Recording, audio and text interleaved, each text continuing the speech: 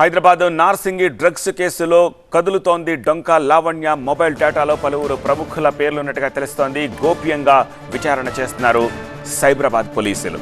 లావణ్యను విచారిస్తే ఈ డ్రగ్స్ గుట్టు బయటపడే ఛాన్స్ ఉందని భావిస్తున్నారు. ఇప్పటికే లావణ్య నుంచి కీలక సమాచారం సేకరించారు పోలీసులు. లావణ్య కేసులో నార్కోటిక్ బ్యూరో అధికారులు ఈ ఎంక్వైరీ చేస్తున్నారు.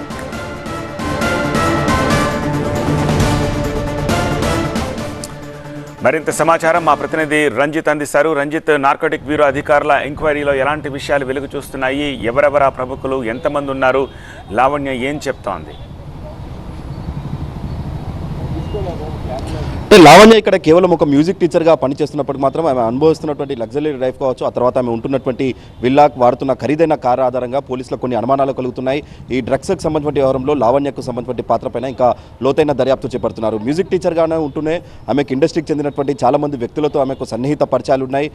ఏదైతే హీరోస్తో కావచ్చు, ఆ తర్వాత కొంతమంది మ్యూజిక్ డైరెక్టర్లు, ఆ తర్వాత కొంతమంది సింగర్స్తో కూడా ఆమెకు సంబంధాలు ఉన్నాయి. వాళ్ళతో కొంత ఫ్రీక్వెంట్గా మాట్లాడినటువంటి కాల్స్ కూడా గుర్తించారు. కాబట్టి సో వారికి ఉన్నటువంటి పరిచయాలపై కూడా కొన్ని అనుమానాలు అయితే కలుగుతున్నాయి. ఎందుకంటే ఉనీత్ రెడ్డి దగ్గర నుంచి డ్రగ్స్ కొనుగోలు చేసిన తర్వాత ఆమె బ్యాగ్లోనే దాదాపు నాలుగు ఎండిఎంకి సంబంధించిన డ్రగ్స్ ప్యాకెట్ని కూడా స్వాధీనం చేసుకున్నారు. సో ఈమె డ్రగ్స్ సరఫరా చేస్తుందా, లేదంటే ఆమె డ్రగ్స్ వినియోగించుకునేందుకు ఉనీత్ రెడ్డి వద్ద నుంచి తీసుకుందా? ఆమెకు ఉన్నటువంటి పరిచయాలు ఏంది? ఎందుకంటే కేవలం ఒక మ్యూజిక్ టీచర్గా పనిచేస్తూనే ఆమె కొంత ఇంత లగ్జరీ లైఫ్గా అనుభవిస్తుందంటే కొన్ని అనుమానాలు మాత్రం ఇటు నార్సింగి పోలీసులతో పాటు నార్కోటిక్ అధికారులు కూడా వ్యక్తం చేస్తున్నారు. ఆమెకు ఉన్నటువంటి బ్యాక్గ్రౌండ్ అంతా కూడా వెరిఫై చేస్తున్నారు. ఆమెకు సంబంధించిన కాల్ రికార్డ్స్ అన్నింటినీ కూడా పరిశీలిస్తున్నారు. ఆమె ఇంత పెద్ద మొత్తంలో ఆమె లావిష్ లైఫ్ అనుభవిస్తుంది కాబట్టి ఆమెకు ఉన్నటువంటి ఫైనాన్షియల్ రిసోర్సెస్ ఏంటన్నటువంటి దానిపైన కూడా ప్రస్తుతం అధికారులు వివరాలు అయితే రాబడుతున్నారు. అయితే ఇక్కడ మోకిలాకు సంబంధించిన డ్రగ్స్ కేసులో కూడా లావణ్య నిందితురాలుగా ఉంది. సో అప్పుడు ఆమె అరెస్ట్ నుండి తప్పించుకుంది. కానీ అప్పటి నుండి కూడా ఆమె కదలికలపై పోలీసులు నిఘా పెట్టిన తర్వాతనే ఆమెను రెడ్ హ్యాండెడ్గా డ్రగ్స్తో పట్టుకున్నారు. సో ఇప్పుడు ఇండస్ట్రీకి సంబంధించిన వ్యక్తులతో కూడా ఆమెకు ఉన్నటువంటి పరిచయాలకు సంబంధించిన కొన్ని ఆధారాలు కావచ్చు, ఆమెకు సంబంధించిన ఇన్స్టాగ్రామ్ అకౌంట్లో ఆమె ఇండస్ట్రీకి చెందినటువంటి అనేక మంది ప్రముఖులతో ఆమె ఉన్నటువంటి క్లోజ్నెస్ అన్నింటినీ కూడా ఇన్స్టాగ్రామ్లో కూడా కొన్ని ఫోటోస్ కావచ్చు, ఆ తర్వాత వీడియోస్ కూడా ఉన్నాయి.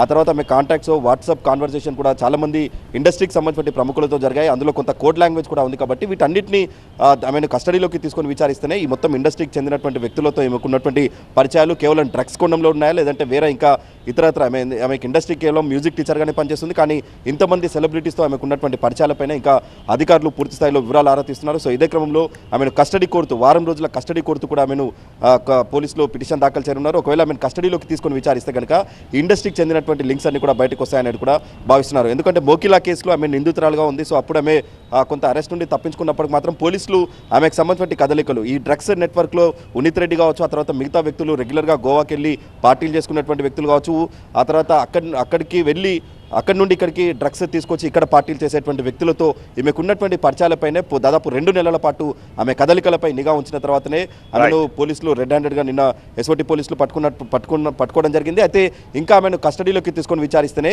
ఇండస్ట్రీకి చెందినటువంటి లింక్స్ అన్ని కూడా బయటకు వస్తాయి. ఆమెకు ఉన్నటువంటి మొబైల్ కాల్స్ ఆధారంగా కూడా కొన్ని అనుమానాలు అయితే పోలీసులకు కలుగుతున్నాయి. కాబట్టి వాటన్నిటిని ధృవీకరించుకున్నటువంటి క్రమంలో పోలీసులు కస్టడీలోకి తీసుకొని విచారించనున్నారు. కస్టడీలోకి తీసుకొని విచారిస్తే ఇండస్ట్రీకి సంబంధించిన మూలాలన్నీ కూడా ఈ వ్యవహారంలో బయటకు వచ్చే అవకాశాలు అయితే కనిపిస్తున్నాయి.